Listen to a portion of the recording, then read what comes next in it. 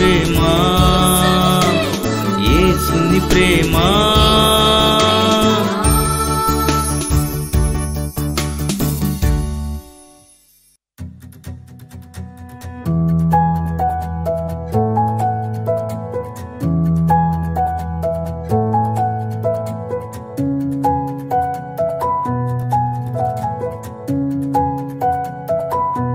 స్తుతి నైవేద్యం. Praise the Lord. ప్రియమైన వాళ్ళారా, 137వ కీర్తన ఎన్నో అర్థాలతో మనం ఎన్నో విషయాలు మనం నేర్చుకున్నాం. 4, 5, 6 వచనాలు కూడా ధ్యానం చేద్దాం. అన్యుల దేశంలో యెహోవా కీర్తనలు మనం ఎట్లు పాడుదము. యెరూషలేమా, నేను నిన్ను మరిచిన ఎడల నా కుడి చేయి తన నేర్పు మరచును గాక.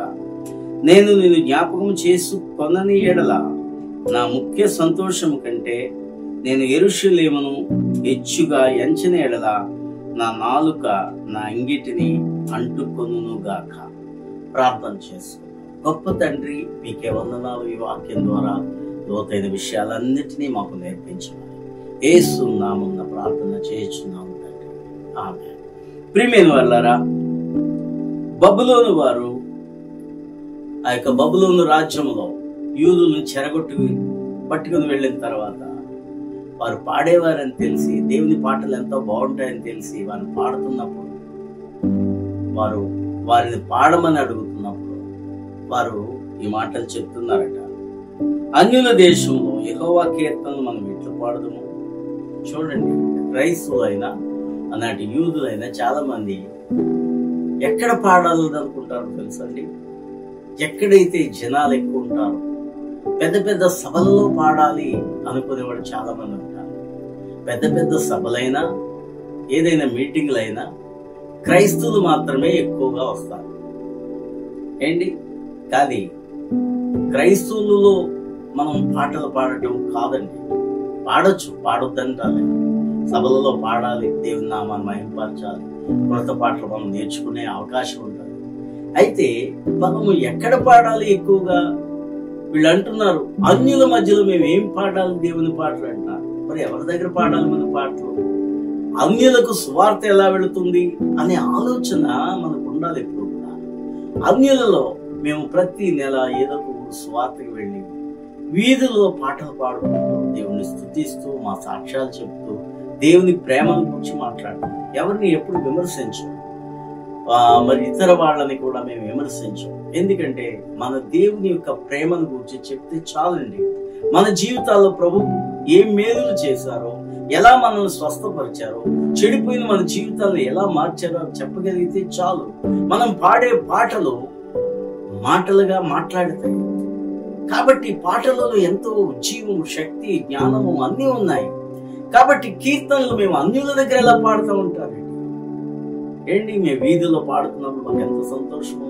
ఏ వాయిద్యాలలో చప్పట్లు కొట్టుకుంటూ, లేకపోతే ఒక డ్రమ్ము కొట్టుకుంటూ పాటలు పాడుకుంటూ దేవుని నామాన్ని మహింపరిచినప్పుడు ఎంతో మంది వీధుల్లోంచి బయటకు వచ్చి వాళ్ళ గుమ్మాల దగ్గర నిలబడి ఆ పాటలు వింటూ ఉంటుంటారు. ఒక్కోసారి అయితే మేము వీధుల్లో సెంటర్లో పాడినప్పుడు ఆ పాటలు ఇంకా పాడితే బాగుండన్నట్లుగా అనేక మంది చూస్తారు. ఒక్కోసారి పాడమని కూడా అడుగుతారు. కాబట్టి అన్యుల దగ్గర ఎలా పాడమంటారు ఏంటండి? అన్యుల దగ్గర పాడకపోతే మనలో మనము పాడుకోవడమేనా? మనలో మనం పాడుకోవచ్చు, దేవుని స్తుతించవచ్చు. కానీ మనం అసలైన విషయాన్ని మర్చిపోతున్నాం. ఈ భారతదేశంలో దేవుని పాటలు పాడండి. ఊర్లలో, వీధులలో, రాజ మార్గములలో పాడండి. దేవుని స్తుతించండి. దేవుడు కార్యములు చేయబోతున్నాడు. హల్లెలూయా. నేను నిన్ను జ్ఞాపకము చేసుకున్నని ఎడల నా ముఖ్య సంతోషము కంటే నేను యెరూషలేమునకు హెచ్చుగా ఎంచిన ఎడల నా నాలుక నా అంగీని అంటుకొనను గాక. చూడండి, నేను యెరూషలేములో హెచ్చుగా ఎంచిన ఎడల నా నాలుక నా అంగిటిని అంటుకొనను గాక అంటున్నాడు.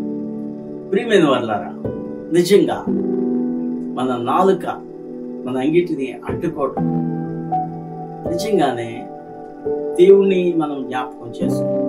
యెరూషలేమును హెచ్చుగా ఎంచుకోవాలి. దేవుని యొక్క మందిరాన్ని మనం హెచ్చుగా ఎంచుకోవాలి. అయితే దేవుణ్ణి స్తుతించాలి, దేవుని నామాన్ని మహింపరచాలి. ఎదోము జనులు చేసిన దానిని జ్ఞాపకము చేసుకునము.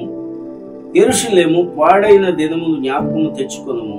దాన్ని నాశనము చేయుడి, సమూల ధ్వంసము చేయుడి అని వారు చాటిరి కదా. బబులోను వారి మధ్య మేము ఎందుకు పాడాలి? యెరూషలేము ధ్వంసం చేయమని వారు చాటారు కదా. మనల్ని అందరినీ నాశనం చేశారు కదా. వాళ్ళ దగ్గర మన దేవుని పాటలు ఎందుకు పాడాలి అంటారు. వాళ్ళు ఎందుకు చేశారు? బబులోను వారు ఎందుకు యెరూషలేము ధ్వంసం చేశారు? ఊరికే చేశారా? నెబుకద్నెజరుని దేవుడే ప్రేరేపించాడు. నా ప్రజలు నా మాట వినుట లేదు కాబట్టి, నేను ఏర్పాటు చేసిన రాజులు నా ఆజ్ఞలు పాటించడం లేదు కాబట్టి ఆ యెరూషలేము అక్కర్లో దాన్ని దేవుని మందిరం అయినప్పటికీ ధ్వంసం చేయండి అని చెప్పి దేవుడు వారితో చెప్పగా నెబుకద్నెజరు ఆ యొక్క యెరూషలేము మీదకి దాడికి వెళ్ళాడు. అది తెలియక మాట్లాడుతున్నారు వీళ్ళు. వాళ్ళు మమ్మల్ని ధ్వంసం చేశారు కదా, మందిరాన్ని ధ్వంసం చేశారు కదా, వాళ్ళ దగ్గర మేము ఏం పాడాలి అంటున్నాం. చెప్పాలంటే ఈ దేశంలో కూడా దేవుని ప్రజలకు హింసలు కలిగిన, చర్చిల మీద దాడులు జరిగిన ఒక విషయాన్ని మనం గమనించాలి. వారికి తెలియక దేవుని వైపు తిరుగుబాటు చేస్తారు. దేవుని మీద, దేవుని ప్రజల మీద తెలిసి కాదు, సత్యమును ఎరుగక ఈ లోకపు దేవత మనోనేత్రాలని గుడ్డితనముగా చేసినందుకు మనోనేత్రములు వెలిగించబడక వారు అలా ప్రవర్తిస్తున్నారు. కానీ వారి మధ్య నువ్వు సాక్షిగా ఉండాలి. వారి మధ్యలోనే నువ్వు పాటలు పాడాలి. వారి మధ్యలోనే మానవ జీవితాలకు వెలుగైన వాక్యమును ప్రకటన చేయాలి. ప్రేమైన వారలారా, మనము చెరలో ఉన్నా సరే దేవుణ్ణి స్తుతించాలి. బైబిల్ గ్రంథంలో అపోస్తలుల కార్యాలు 16వ అధ్యాయంలో పౌలు శీలను బొండలు బిగించి వాళ్ళు స్వార్థ ప్రకటిస్తున్నందుకు చెరలో వేసినప్పుడు ఆ చెరలో వాళ్ళు కీర్తనలు పాడుచు ప్రార్థన చేయగా ఒక మహాద్భుతమైన భూకంపం వచ్చింది. అయినప్పటికీ కూడా చెరసాలలోని ఖైదీలు పారిపోకుండా ఆ పాటలు వింటున్నారు. ఆ పాటలు వింటూ వారి ప్రార్థనలకిచ్చి వారందరూ మారు మనసు పొంది రక్షింపబడ్డారు. చివరికి ఆ జైలు అధికారి కూడా ఎక్కడైతే ఈ భూకంపం కలిగింది కాబట్టి, చెరసాల బ్రద్దలైపోయింది కాబట్టి ఖైదీలు పారిపోతారని ఆ చెరసాల అధికారి అనుకున్నాడు. కానీ వాళ్ళు అక్కడే ఉండటాన్ని బట్టి పౌలు శీలను పాడుతున్న పాటలు అతను కూడా విని, అతడు చేసే ప్రార్థన విని అతను కూడా మారు మనసు పొంది నాకు రక్షణ కావాలని తన ఇంటి వారందరూ కూడా రక్షింపబడ్డారు. చూసారండి దేవుని పాటల్లో ఎంత శక్తి ఉంది. జైల్లో మేమేం పాటలు పాడతాం, మమ్మల్ని ఎవరు విడుదల చేస్తారా అని చూడలేదు పౌలు శీల. వాళ్ళు ఏం చేశారంటే ఎక్కడున్న దేవుని నామాన్ని మహింపరచారు. ఒకవేళ క్రైస్తవుడు జైలుకి వెళితే అక్కడ 3 మంది ఉంటారు, దొంగలు లేకపోతే నేరాలు చేసిన వాళ్ళు. వాళ్ళ దగ్గర దేవుని ప్రకటించు, స్తుతించు, మహిమపరచు.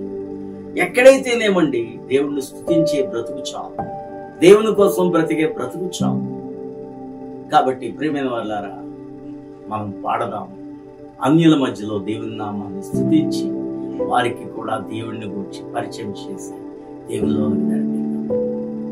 అలా బలంగా అందరూ వాడపడతాం.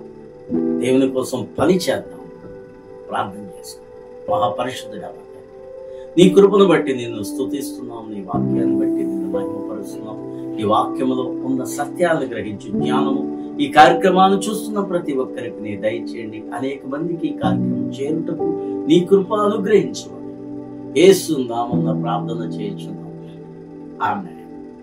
ఈ రోజు పుట్టినరోజు జరుపుకుంటున్న బి ప్రసాద్ గారిని దేవుడు దీవించి మంచి ఆరోగ్యంలో ఇంకా అన్ని విషయాల్లో వర్ధిల్లేటట్లుగా దేవుడు ఆశీర్వదించును గాక. Happy birthday to you Prasad garu. God bless you. యేసయ్యను ప్రకటించు, నరకంలో పడబోయే ఆత్మలను రక్షించు.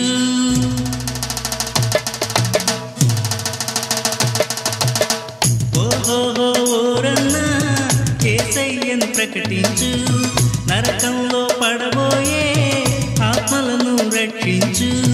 నీ సాక్ష్యంలోనే యేసయ్య